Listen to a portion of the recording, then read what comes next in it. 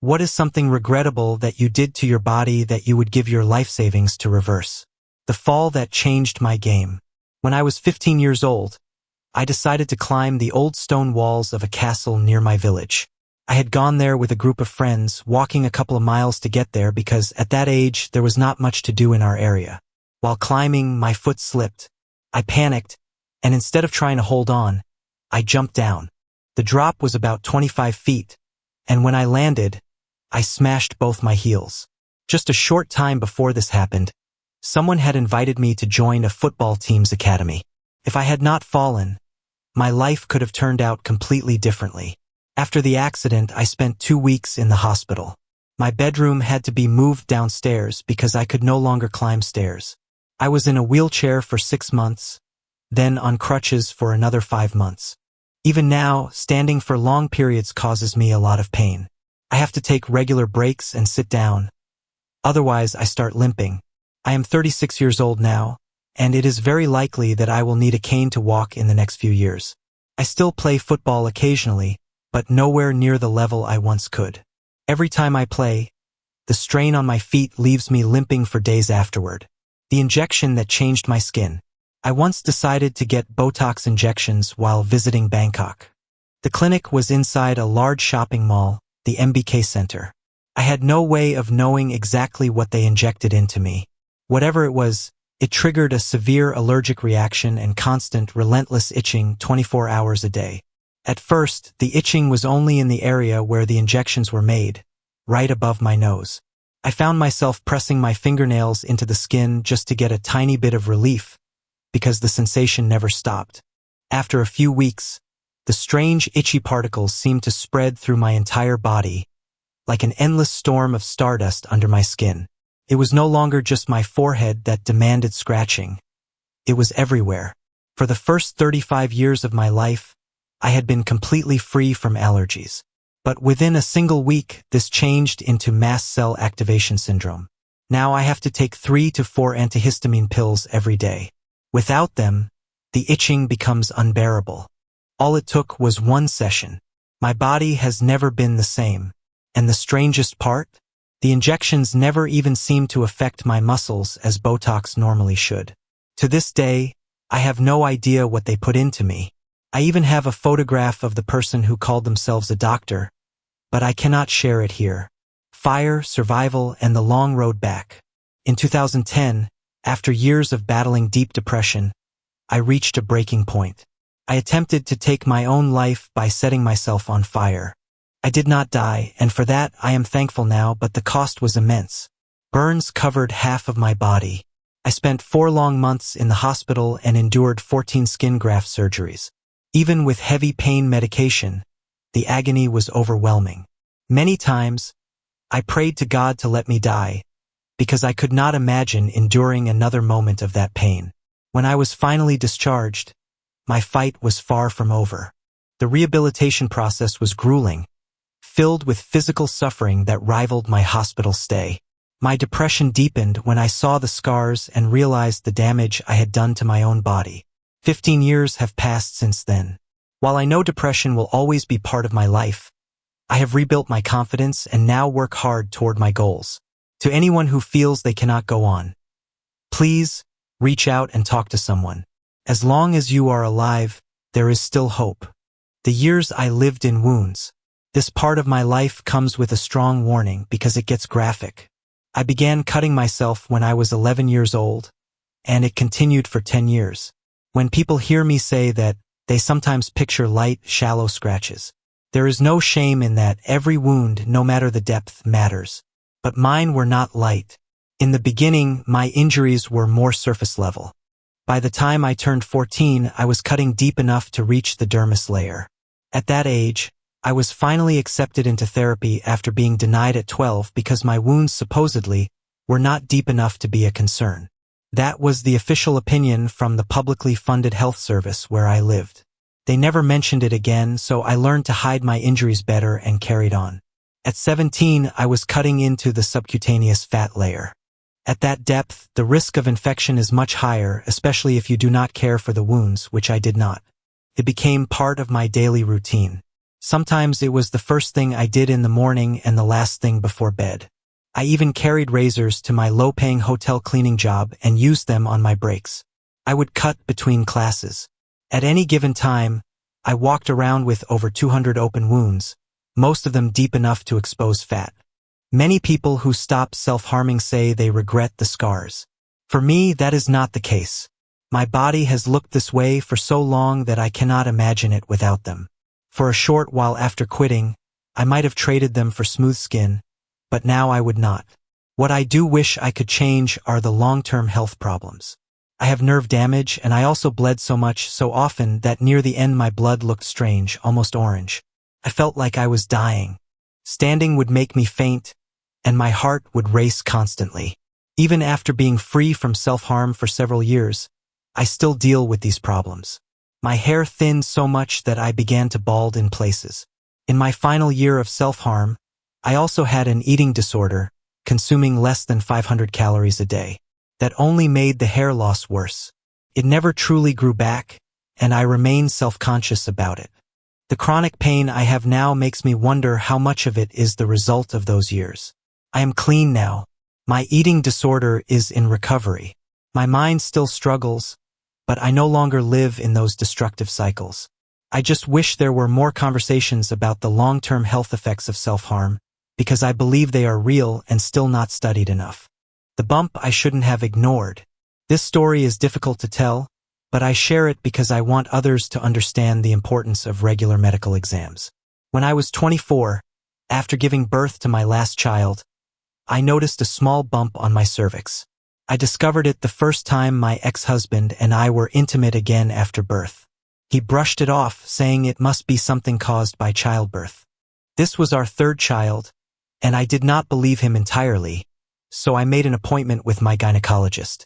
At the clinic, I explained that I felt a nodule that had not been there before. The doctor questioned how I could possibly feel my own cervix and made me explain the situation in detail, which left me embarrassed. She reminded me that I had already had my annual pap test and said that if I really wanted another one, I would have to pay out of pocket. Her dismissive attitude made me feel ashamed, and I left without further testing. My ex then convinced me there was no reason to continue annual exams since we were monogamous, and nothing would ever happen. Years later, during the ugly aftermath of our abusive marriage, I learned he had been unfaithful while I was pregnant. I got tested for sexually transmitted infections but avoided any internal exams or pap smears because of the trauma from his assaults. 9 years after finding that bump, I finally gathered the courage to have a full annual exam, including a pap smear. The results showed abnormal cells and I needed a biopsy. The nurse practitioner tried to reassure me, saying it would only be deadly if left untreated for about 10 years. My stomach dropped as I admitted it had been 9. The biopsy came back bad. A specialist examined me and noticed the same nodule I had found nearly a decade earlier. He thought it was probably benign but removed it for testing. It turned out to be the worst affected area and had clearly been there for years. That discovery meant I needed a conical biopsy, which would prevent me from safely carrying children. I ultimately required a hysterectomy. Before the surgery, my ovary swelled to the size of a baseball due to an autoimmune reaction from earlier biopsies. Doctors worried the cancer might have spread there, which would have reduced my survival chances after treatment to about 15%. I was put on strict bed rest for months, terrified that any wrong move could twist the ovary and kill me. I finally had the hysterectomy, but when I returned home, I nearly died after losing half my blood volume into my abdomen. I spent months in and out of the hospital, recovering from complications and infections. I was not able to move around normally again until October, and even then, walking with my youngest child on Halloween was still a struggle. Looking back, I keep thinking of all the moments I could have changed this outcome. If I had insisted on that pap test at 24, if I had paid out of pocket, if I had kept up with my annuals, if I had known that a standard STD test does not screen for HPV, and that only a pap test can detect it. If I had been brave enough, angry enough, or determined enough. Instead, I spent months being told I could die at any moment, all while trying to be a parent to 3 children. My mother had to move in to help care for them, terrified my kids, my parents, and me. And the truth is, it all could have been avoided if I had just kept up with my annual gynecological exams. The bottle that wouldn't let go. I began drinking every day during the pandemic.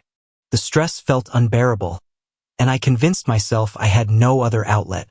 I could not smoke marijuana because my asthma made me cough violently whenever I inhaled anything but fresh air. I refused to try harder drugs because they were illegal. Alcohol felt like the only option to numb the weight of each day.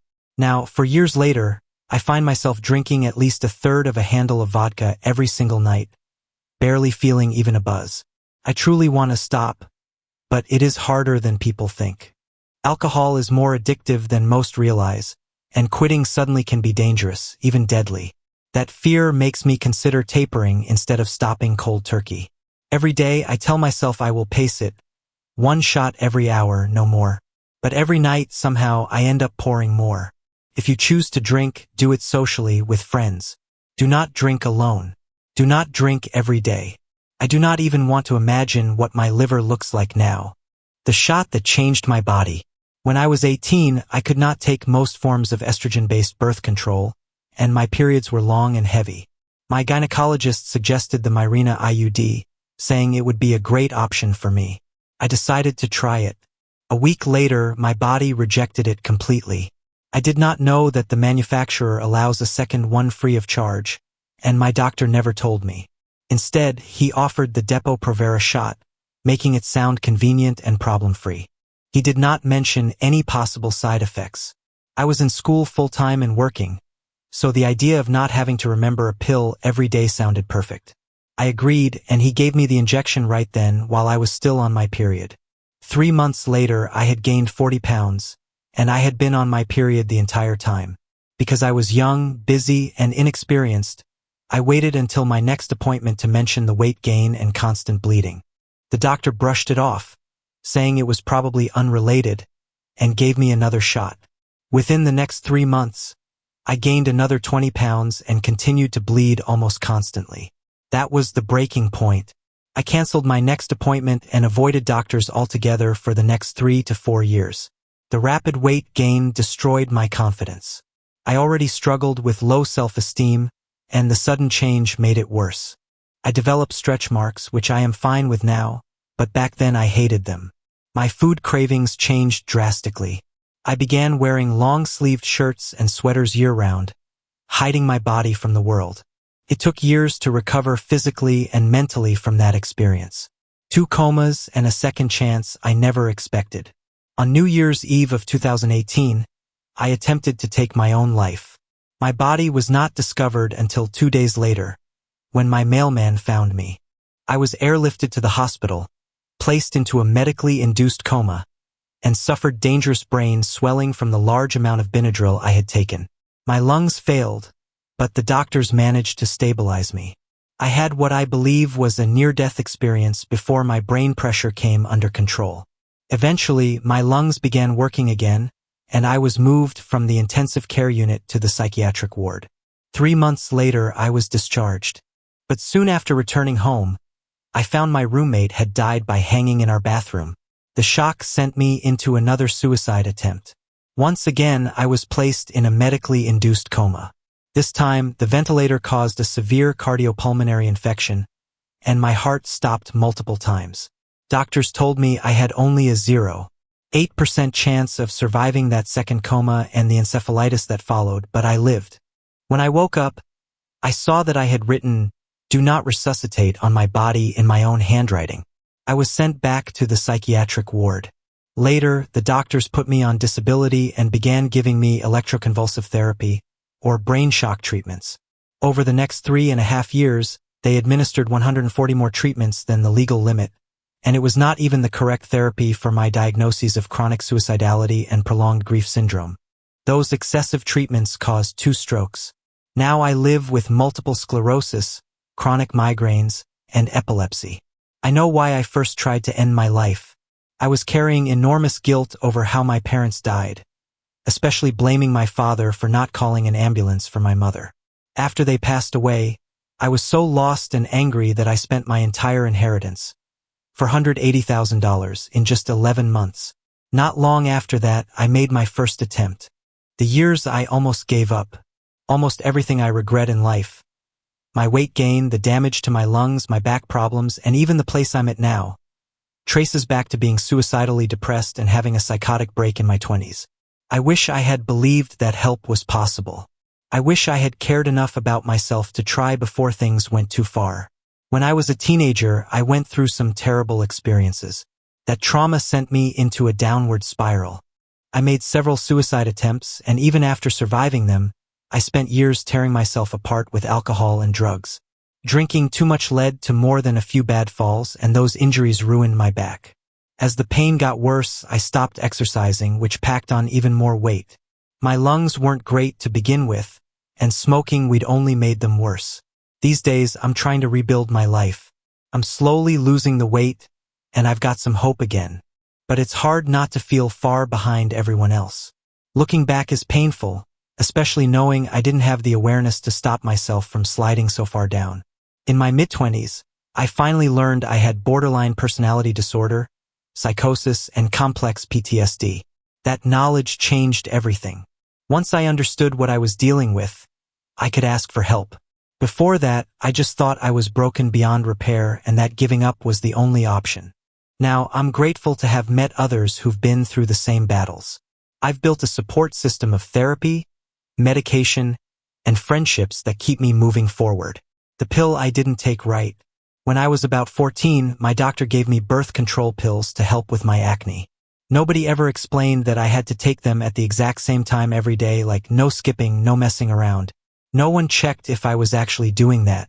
I forgot a lot. I took the pills whenever I remembered, and I thought they weren't working. If someone had just taken 2 minutes to explain how the pills work in your body and why timing matters, it would have made all the difference. A simple 1-pound calendar to mark off each day would have helped, too. The doctors didn't ask if I was taking the pills right or why they weren't working. They just shrugged and gave me another prescription. Back then, they also told me it was bad to take birth control continuously without breaks. I wish I could go back and tell 14-year-old me to take those pills religiously and without stopping. To set alarms or reminders. If I had done that, maybe my life would have been different. My acne held me back from my teenage years into my mid-20s. Now, the acne is gone, but the hardest part is trying to fix how much it made me hate myself. The dentist who ruined my jaw. When I was a kid, I got orthodontic treatment from our family dentist, not a specialist. He used upper pull headgear, which by then was already known to be ineffective and harmful. Instead of helping, it stunted the growth of my upper jaw when it should have been growing strong. Because of that, my face doesn't look the way it should, and I have trouble breathing properly. One of my jaw joints was pushed out of place, which led to arthritis in my 20s. I visited dozens of dentists, chiropractors, and physical therapists trying to ease the constant pain. My face hurt every single day, all day. In my 30s, I had double jaw surgery to fix some of the damage. It helped, but only partially. Now, I still have some misalignment and need revision surgery. I'm hoping this will finally be the end of it. The cost of 20 years battling anorexia.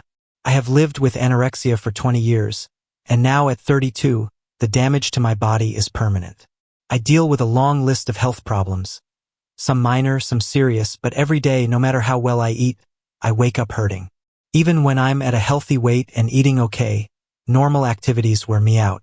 Simple things like putting away dishes or going on an easy hike can make me black out or force me to spend a whole day resting in bed.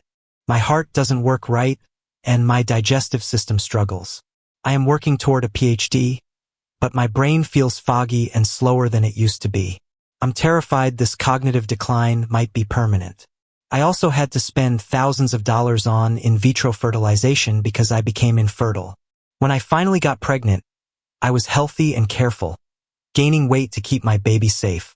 But the pregnancy still put a huge strain on my body. Without anorexia, maybe my pregnancy would have been easier, and I wouldn't have had to spend so much money just to have a child. Life isn't what it used to be. Every day revolves around the physical toll of my illness, even when eating isn't a struggle. Eating disorders are not a choice. I have gotten help since I was 14, but I never imagined I'd still be fighting this and dealing with its effects decades later. I have probably shortened my lifespan by years.